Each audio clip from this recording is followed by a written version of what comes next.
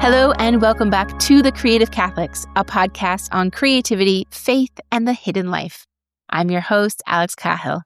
Before we begin, I want to thank Marie Miller for letting us use her beautiful music for the intro and outro, and a huge thank you to Riverside that sponsored this episode. If you're interested in recording or editing audio files, please check out Riverside in the description and in the show notes. Today, I want to continue our mini-series on our creative God. As important as it is to celebrate and learn from human artists, I believe we also need to pause and stand in awe of the eternal artist himself. Sometimes before we create anything of beauty, we simply just need to behold it. So for just a moment, allow your eyes to rest and your imagination to open. Unless you're driving, then, dear traveler, please keep watching the road ahead. But imagine you're standing in a small chapel in Santa Fe, New Mexico. The world outside is bright with desert light, but in here, everything is very hushed. The noise of the streets have disappeared. Sunlight is filtering through the stained glass windows, casting pools of sapphires and rubies and gold onto worn wooden floors. Dust hangs in the air like incense, dancing in the beams of light. And you breathe it in. There's old timber, stone, wax, and you can feel the prayers in the air. The kind of silence that churches seem to remember. And you slowly lift your eyes, and then you see it. At first, your mind doesn't quite understand what your eyes are looking at. It rises gently from the floor, not like a staircase built to conquer gravity, but almost as if it has grown from the wooden floorboards. It twists upward in two graceful spirals, each curve drawing your gaze higher than the last. There is no heaviness to it, no sense of strain. It doesn't seem to force its way toward the choir loft. It simply rises, like a vine reaching for the sun or smoke ascending from an altar. You instinctively begin searching for the trick. Where is the central pillar? How is it held together? Surely there must be steel hidden somewhere in the staircase. Surely there's something your eyes have missed.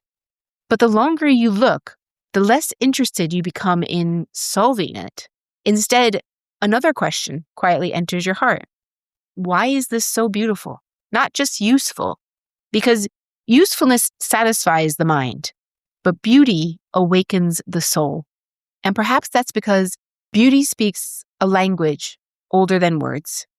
The Book of Wisdom tells us, from the greatness and beauty of created things comes a corresponding perception of their creator. Notice what Scripture is saying.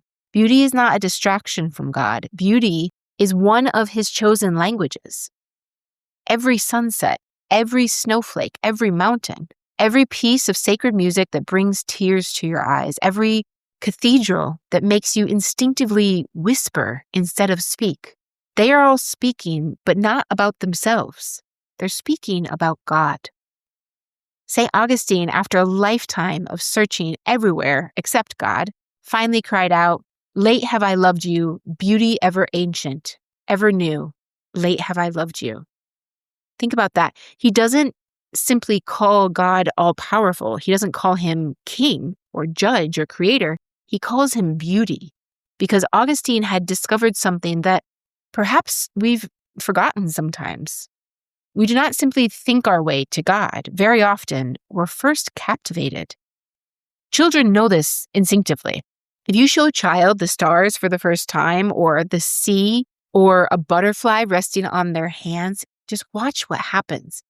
Wonder arrives before explanation. They delight in it before they try to analyze anything. Perhaps this is why Jesus said, "Unless you turn and become like children, you will never enter the kingdom of heaven." Because children still know how to be astonished.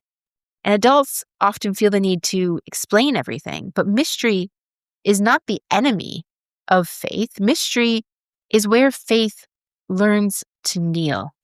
The staircase before us that we were imagining has become famous because no one is entirely sure how it came to be.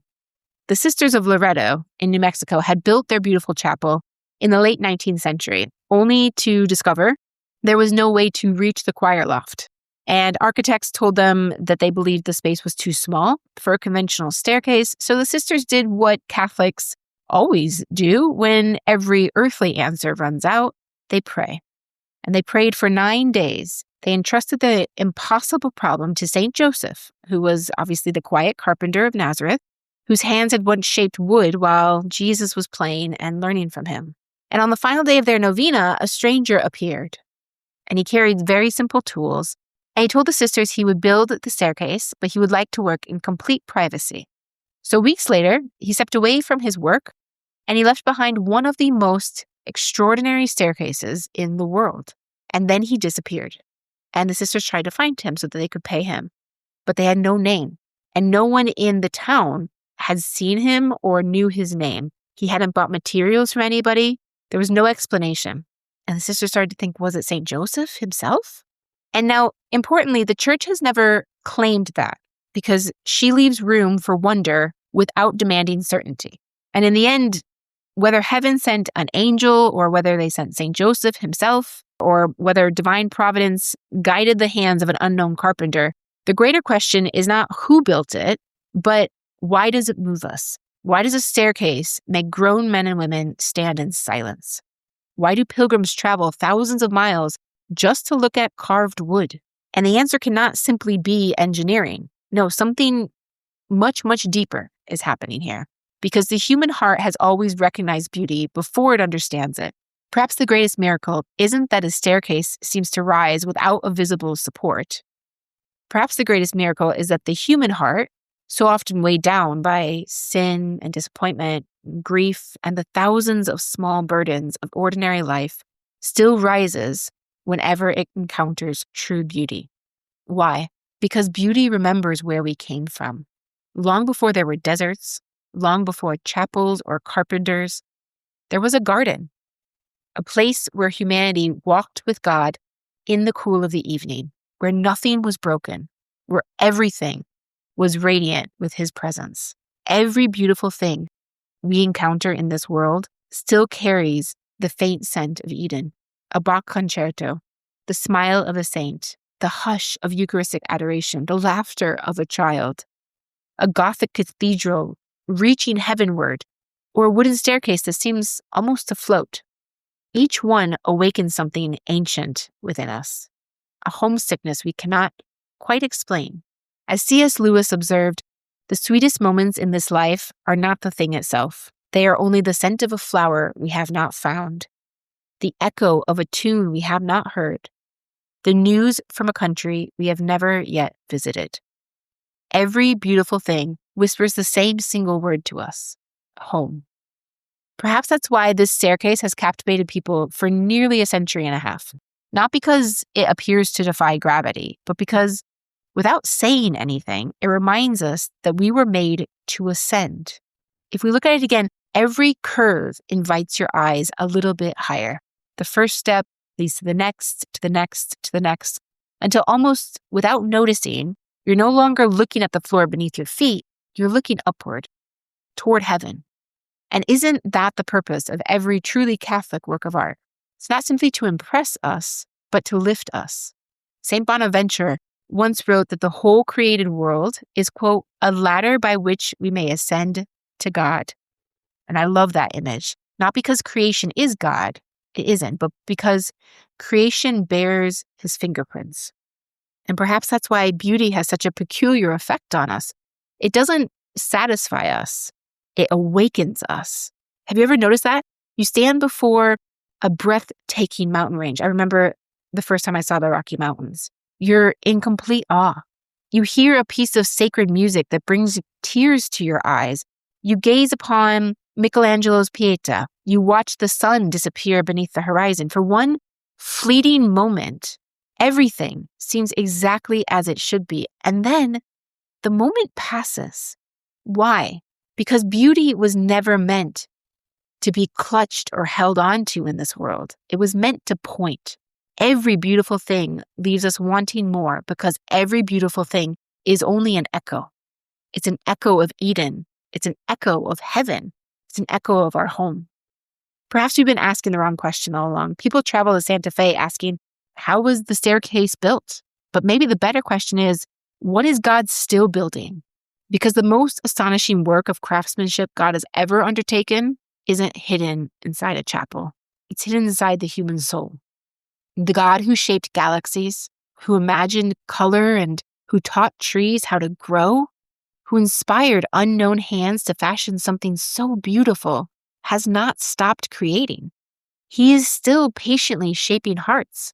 He's still sanding away pride and carving away fear. He's still making saints.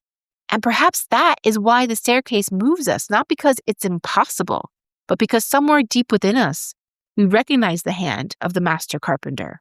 So perhaps the next time you find yourself standing before something beautiful, a mountain at sunrise, or the laughter of a child, or the silence of a beautiful, peace-filled chapel, or a humble wooden staircase that has quietly lifted hearts for generations, don't rush past it. Stay. Look a little longer. It's the language of heaven spoken in the accents of earth. A gentle translation of eternity into something our finite hearts can only just begin to understand. Every beautiful thing carries not a piece of God, but the imprint of his generosity, a reflection of his glory, a glimpse of his wisdom, a whisper of the infinite beauty from which all created beauty flows. The saints understood this. They never stopped just at creation. They let creation lead them to the Creator. They heard in every birdsong an echo of heaven. They saw in every flower the extravagance of divine love. They looked at the stars and recognized the signature of the artist. Perhaps that's why the staircase has endured, not because it answers every question, but because it awakens the right questions. Who is this God who doesn't merely solve problems, but answers them with true beauty? A God who doesn't simply provide, but delights. Who fashions a universe where even wood can become a hymn of praise? Perhaps the staircase was never meant to be admired as an engineering marvel. Perhaps it was meant to become a window. Because every true window is forgotten the moment you see what lies beyond it. And every beautiful thing in this world is a window. If you look through it, you'll begin to catch the light of heaven. The light for which every human heart has always been searching. Because beauty has always been the language of heaven. And every time it catches us by surprise, it's the Creator gently reminding us, this is only the beginning. Until next time, stay creative and keep making what matters most.